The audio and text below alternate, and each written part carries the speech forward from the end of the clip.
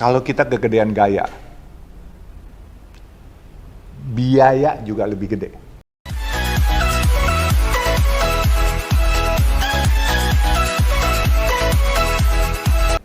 Misalnya kita valet, naik mobil Kijang pasti nggak dikasih valet. Pakai Mercy, mestinya bayar parkir 10.000, mau nggak mau aduh keren kan, 100.000, 50.000 gitu kan. Ada kan banyak anak-anak muda sekarang, wah kalau perlu kasih 1 juta tip, bahkan kalau ada apa-apa kirimin 1 miliar orang kawin gitu kan. Saya pikir manfaatnya di mana? Ini kan cuman buat konten, mendingan jadi foto model. Foto model maksudnya? Foto model kan bisa kelihatan kaya. Oh. Iya kan, baju-baju, aksesoris, diamond dipakai. Iya. Iya kan, wah, itu kan orang punya kan. Kalau yang punya sebenarnya ya, orang-orang yang punya, kalau yang tidak instan, itu pasti dia kerja keras. Tidak instan ya Om ya? Iya, dia kerja keras. Begitu dia kerja keras, dia akan menemukan bahwa kerja keras ini harus diimplementasikan untuk lapangan pekerjaan selanjutnya.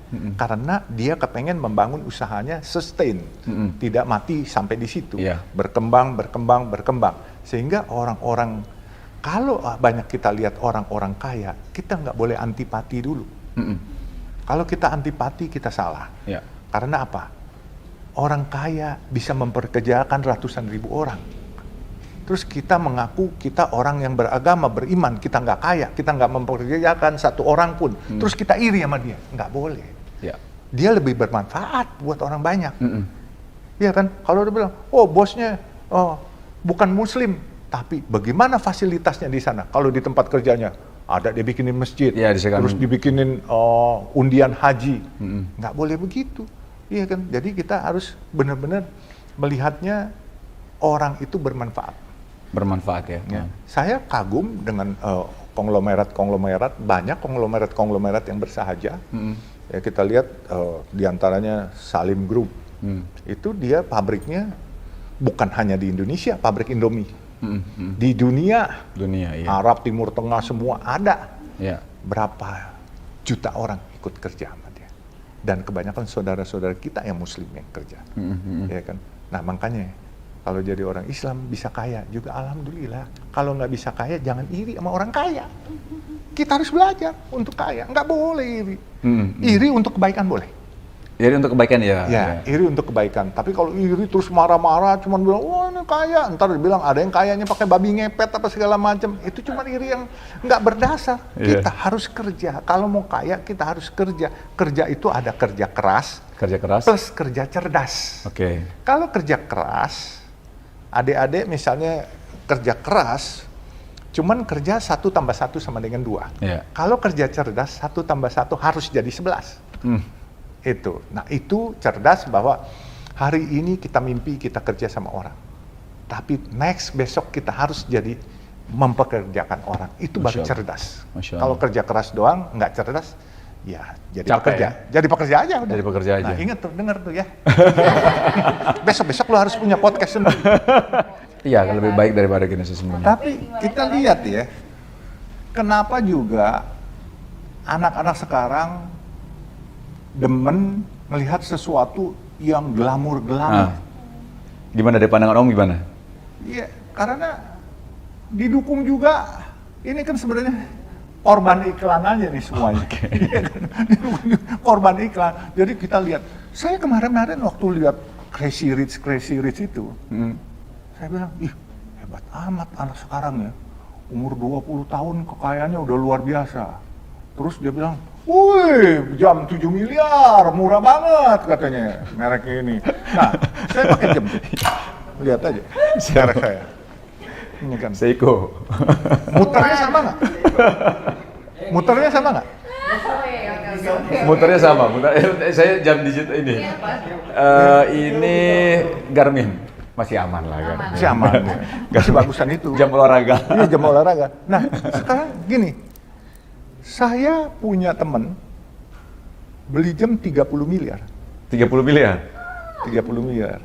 Terus saya cuma mau tanyanya gini, emangnya kalau pakai jam ini dia lebih cepat nyampe gitu kan, yang mahal gitu, saya lambat gitu kan, motornya kan sama. Terus kemudian kalau pakai jam mahal, tangannya terus mengkilap gitu, glowing gitu, jadi orang lihat dia mukanya jadi tambah gagah gitu kan, atau tambah cantik, kan enggak juga. Siapa sih yang ngerti? Coba nih, Wisnu pakai Richard Mille ya, Richard Mille. Kita ke Jembatan Hitam Pasar Loak di Jatinegara. Gue jamin tuh tukang-tukang kagak tahu lu pakai jam mahal. Iya. Saya jamin nggak tahu. Ya kan? Yang tahu itu perampok-perampok di luar negeri. Oke. Iya kan? Itu di luar negeri sekarang. Apalagi sejak COVID kemarin. Iya. Orang-orang yang pakai jam tangan, Richard Mille, terus Patek Philippe, terus Rolex, itu ditodong diambilin. Ya, ditodong diambilin. Nah, saya sih alhamdulillah bukannya nggak mampu, cuman buat saya nggak worth it banget gitu. Sekarang let's say gini, cara kalkulasi hitungan kita, anggap dah bahwa kemarin kita dengar, wah jam 7 miliar murah. Kita kalkulasi secara matematika bisnis. 7 miliar kalau saya pinjam uang dari bank dengan bunga 12% satu bulan, berarti satu tahun, 1% satu bulan. 1% satu bulan ya. 7 miliar untuk 10% aja 700 juta. Ya. Berarti kalau 1% 70 juta. 70 juta. Ya, 70 juta per bulan. Ya. 70 juta berapa kali UMR? Oh, jauh. Dibagi sekarang 18 kali. 4 juta. Bro? 4 juta. 18 kali kira. 18 ya, 18 kali. Can you imagine? Dia bisa kasih menghidupkan orang banyak, iya benar. Ya, itu dalam 1 tahun berapa? Gitu. Terus manfaat pakai jam mahal itu nggak ada. Tapi manfaat kalau duitnya ditaruhin di bank aja, dia dapat bunga. Bunganya deh, misalnya sekarang separohnya 6%. Kalau pinjaman 12%. Kalau kita taruh, kalau di bank syariah mungkin 6%, karena itu margin namanya. Marginnya. Ya kan, 6% separuh berarti 350 juta, hampir 400 juta, 67, 42, 450 juta. Saya cuma gini, kalau 7 miliar kali 6%, 6 kali 7, 6%. 6 kali 6, 42? 42. Iya. Iya, 420 juta. 420 juta dibagi 12, 35 juta. Ya, 35 juta. Saya makan satu hari 100.000 udah kenyang. Ya, 35 juta tuh berarti saya bisa makan setahun.